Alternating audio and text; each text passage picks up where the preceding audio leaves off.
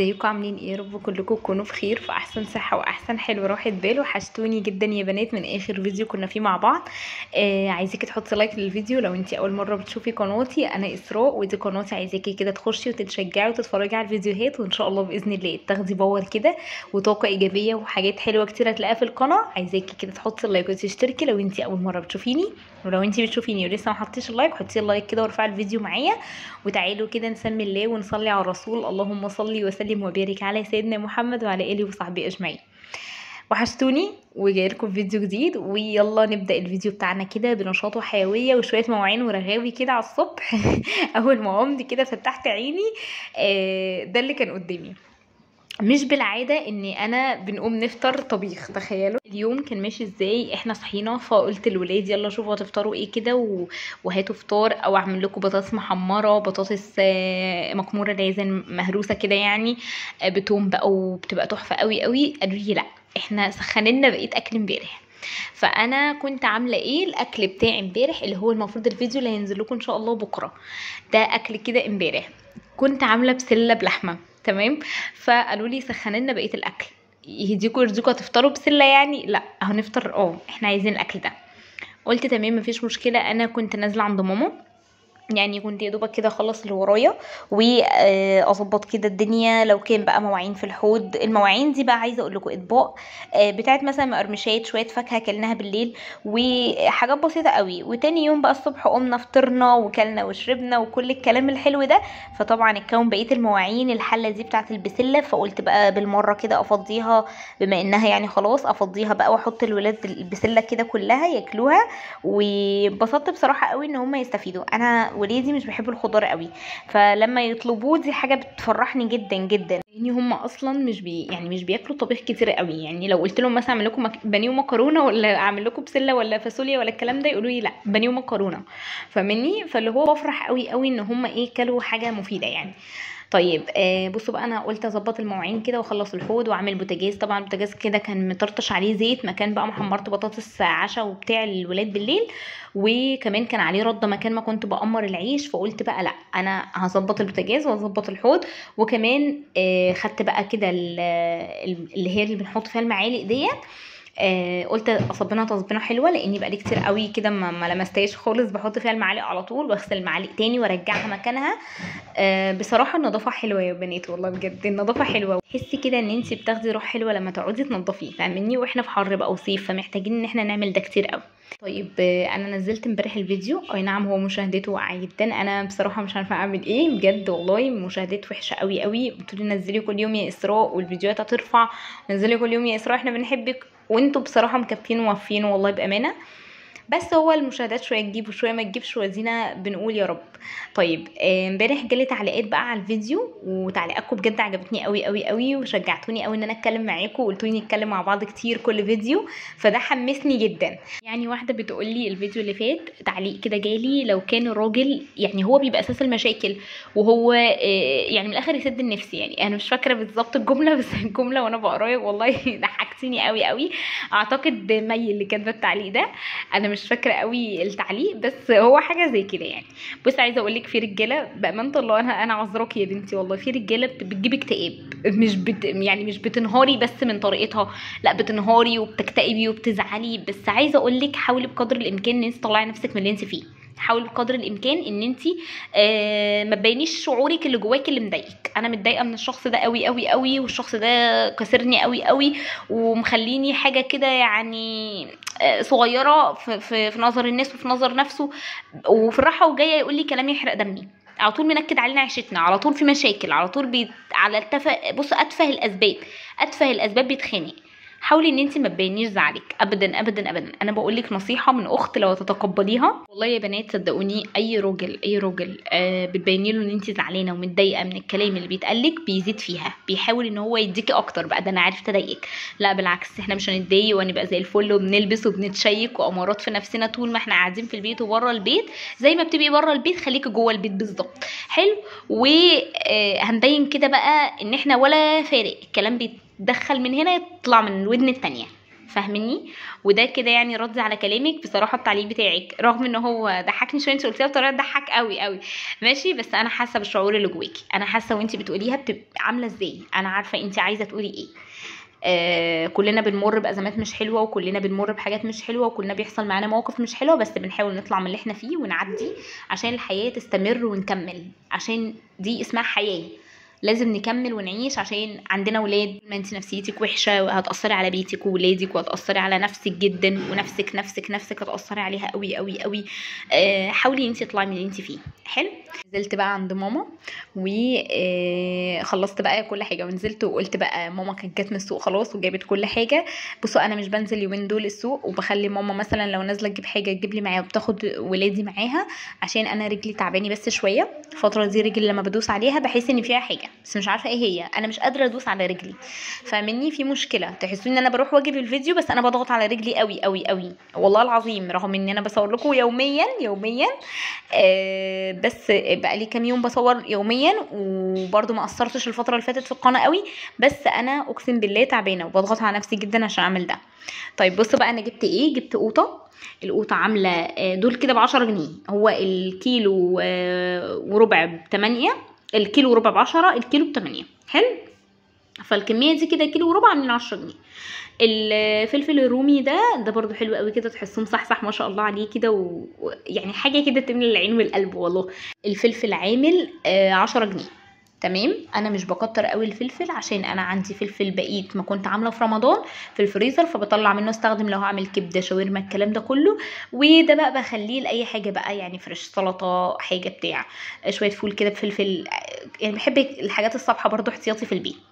جبت كمان خضره للمحشي، وجبت كمان تفاح. التفاح عامل 25 جنيه، ممكن تلاقيه ب20 وممكن تلاقيه ب25 ممكن تلاقيه ب30 على حسب، بس انا بصراحه بحب التفاحيه الناعمه. التفاحه قلت لكم كتير في الفيديوهات اللي فاتت، ودي بتبقى افيد على فكره، يعني اللي فيها الياف، يعني التفاحه الناعمه دي انضف تفاحه واحلى تفاحه ممكن تاكليها بجد. اللي فيها الياف دي بتبقى ناشفه قوي، مش بتعجبنيش قوي بصراحه.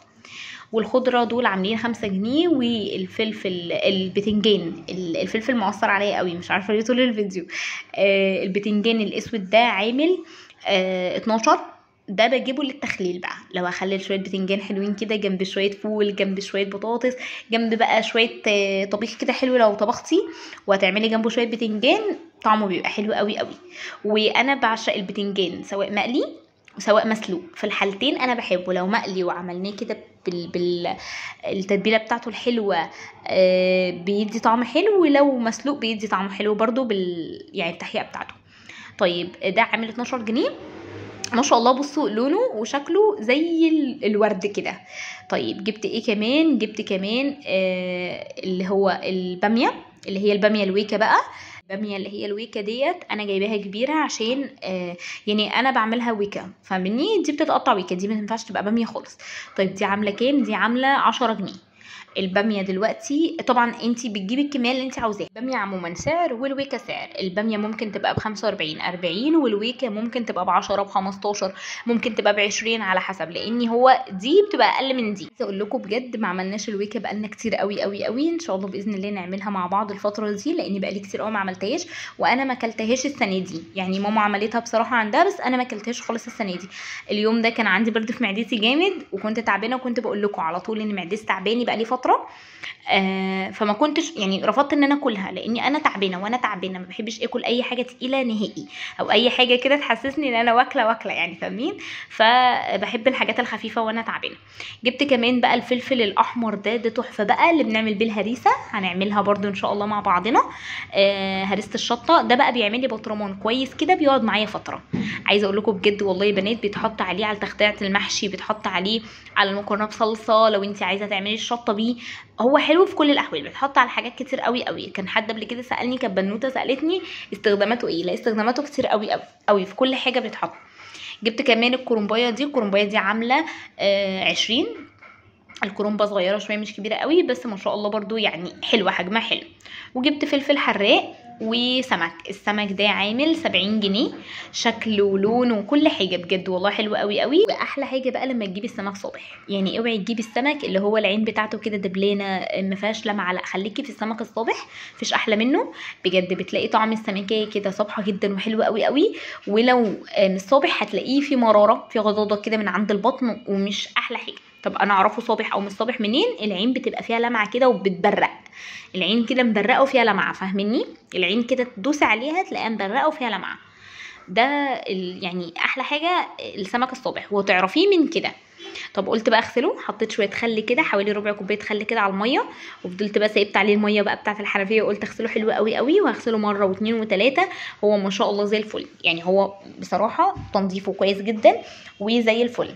طيب انا دلوقتي لو هعمله شوي مثلا، لو هتعمليه شوي هتنضفيه عند الراجل. في ناس بتعمله شوي بتخليه مقفول، انا بصراحه الشوي ما بحبوش مقفول، عشان بحب احشي البطن كده طماطم وبصل وفلفل، بحب اعمل له حشوه كده للبطن حلوه قوي قوي، فما بخلوش مقفول. لو هتعمليه مقفول، عموما مقفول مش مقفول، السمك لو هتشويه ما بيتقشرش، بيفضل زي ما هو، ما بيتقشرش نهائي. السمك لو هيتشوي بيفضل مقفول زي ما هو. طيب عايزاكم بقى تحطوا لايك للفيديو لو كنت وصلت لحد هنا، واكتبوا لي ايه رايكم في فيديوهات الفتره دي. في تنويع، في تغيير، بنحاول نعمل روتين واكلات في نفس الوقت.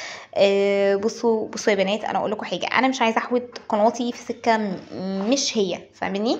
انا قناتي روتين وطبخ. طب خرجنا هنصور خروجه حلوه كده، فلوجايه حلوه، جبنا مشتريات جديده هنفرجكم، الولاد لبسوا لبس جديد بنوريكم كده، فاهميني؟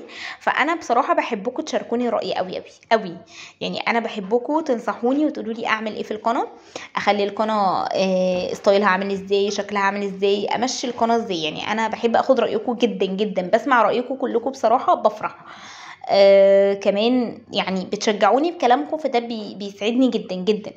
اي نعم القناه واقعه وانا مش عارفه ده سببه ايه، وسالت قناه من القنوات الكبيره جدا، كنت هعمل دعم عندها وقلت ابدا من الاسبوع الجاي ان شاء الله، وسالتها وقلت لها يعني الموبايل لو عالي الجوده ده بيأثر؟ قالت لي بصي بصراحه الموبايل كويس، يعني لو بيصور كويس خلاص، انما مش ده مش بيبقى سبب رئيسي في ان القناه واقعه او القناه شغاله. في قنوات بيبقى معاها تليفونات عاليه وكويسه ومش متشافه قوي.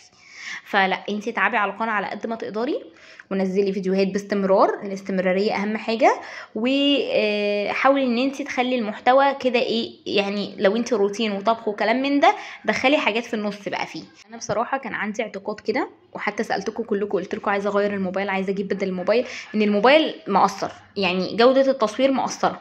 فبصراحه الموبايل ده تعبني جدا، هو مبقاش ينفعني نهائي نهائي. يعني انا ان شاء الله اول الشهر هفاجئكم كده ان انا جبت موبايل جديد باذن الله، لاني ده مبقاش ينفعني خالص. وفي متابعه ليا حبيبتي شوشو، حبيبتي ربنا يخليها لي يا رب، بجد والله جدعه جدعه جدعه بمعنى الكلمه، نصحتني بنوع موبايل انا سالت عليه ولقيت سعره يعني في الحدود اللي هي قالت لي عليه، فان شاء الله اول الشهر اجيبه باذن الله. عايزه اقول لكم والله مستنيه اول الشهر بفارغ الصبر عشان اجيبه، لان الموبايل تعبني جدا جدا من ساعه ما تمارا دلقت عليه الميه، وهو بصوا يا بنات مهايبر مجنون، ما تفهموش في ايه.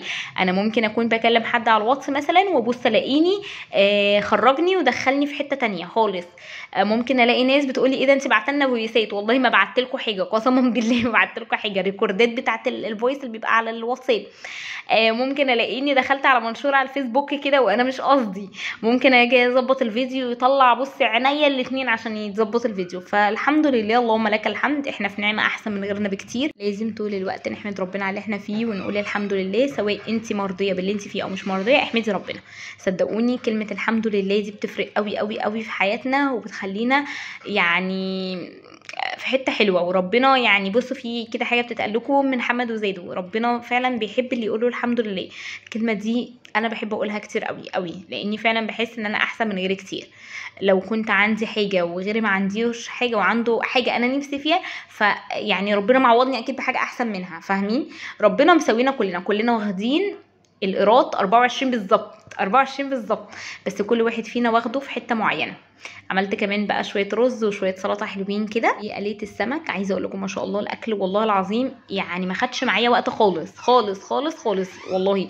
ويعني نازله بالاسدال بسرعه زي ما انا، عشان ماما كانت لسه جايه من السوق، فاللي هو والله عايزه اقول لكم ما خدش معايا وقت نهائي. الاكل كده لما بتبقي بتعمليه وانت واقفه كده بمحبه وراضيه من جواكي ان انت تقفي وتعملي الاكل، بيطلع زي السكر والله يا بنات.